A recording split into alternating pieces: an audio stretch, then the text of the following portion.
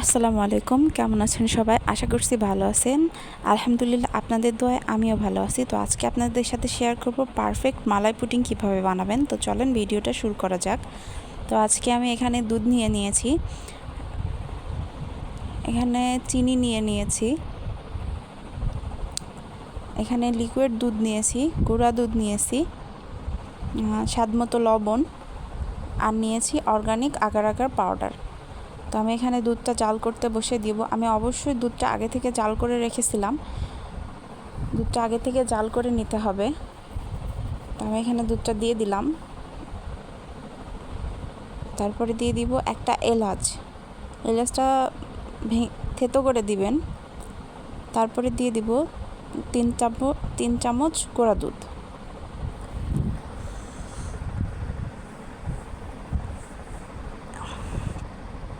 এরপর এটা ভালোভাবে নেড়ে দিবেন যেন এটার সাথে গুঁড়া দুধটা মিক্স হয়ে যায়। এরপর আমি অন্য চুলায় বসিয়ে দিয়ে এখন এটা ক্যারামেল বানিয়ে নিব। তো এখানে আমি 2 চামচ মতো চিনি দিয়েছি।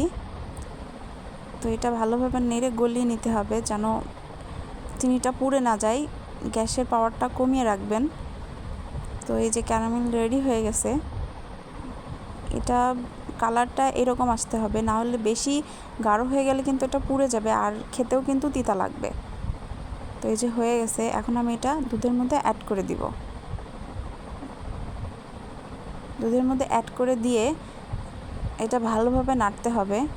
যদি এটা ভালোভাবে না নাড়েন তাহলে কিন্তু নিচে পুড়ে যাবে। তো এটা আমি ভালোভাবে নেড়ে দিচ্ছি, ভালোভাবে মিশিয়ে দিয়ে এখন আমি এটার মধ্যে অ্যাড করে দিব চিনিটা আপনারা যে যেরকম খান, যার যার স্বাদ মতো সেভাবে ইউজ করবেন। তো আমি চিনিটা এখন নেড়ে গলিয়ে দিব। এরপরে বলক আসা পর্যন্ত ওয়েট করব। ভালোভাবে মিশিয়ে নিচ্ছি। তো এখন আমি লিকুইড দুধের মধ্যে 1 চামচ আগার আগার পাউডার দিয়ে এটা ভালোভাবে গুলিয়ে নিব। তো এই যে এটা আমার গোলানো হয়ে গেছে, এখন আমি এটা দুধের মধ্যে অ্যাড করে দিব। আগার আগার পাউডার দিয়ে ভালোভাবে এটা নেড়ে দিতে হবে যেন এটা দুধের সাথে মিশে যায়। এবার আমি এলাচের ফলটা তুলে ফেলে দিব। অনেকে বলেন যে এলাচের ফল এটার মধ্যে গেলে খেতে কিন্তু পুডিংটা একদমই ভালো লাগবে না, এজন্য এলাচের ফলের ফ্লেভারটা এর মধ্যে মিশে যাওয়ার পরে আমরা এটা তুলে ফেলে দিব। তো এই যে আমার হয়ে গেছে। তো আমি এখন যে পাত্রতে ঢালবো সেটার সাথে একটু তেল ব্রাশ করে নিচ্ছি। তো এটা ব্রাশ করা হয়ে গেছে, তো আমি এখন ঢেলে নিব।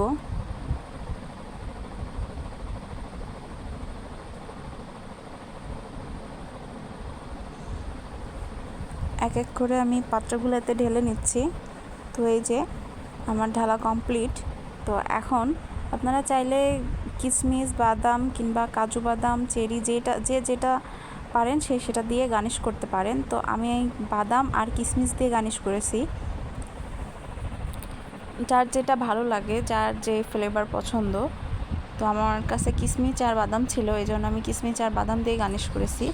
তো এই যে আমি সারা রাত ফ্রিজে রেখে দিয়েছিলাম। তো এখন আপনাদের দেখাচ্ছি কী রকম হয়েছে। তো অবশ্যই আপনারা এটা বাসায় ট্রাই করবেন এবং আমাকে কমেন্টে জানাবেন। আমার ভিডিওটা ভালো লাগলে অবশ্যই আমার চ্যানেলটা সাবস্ক্রাইব করে দেবেন। আজকের ভিডিওটা এই পর্যন্ত। সবাই ভালো থাকবেন। আসসালামু আলাইকুম।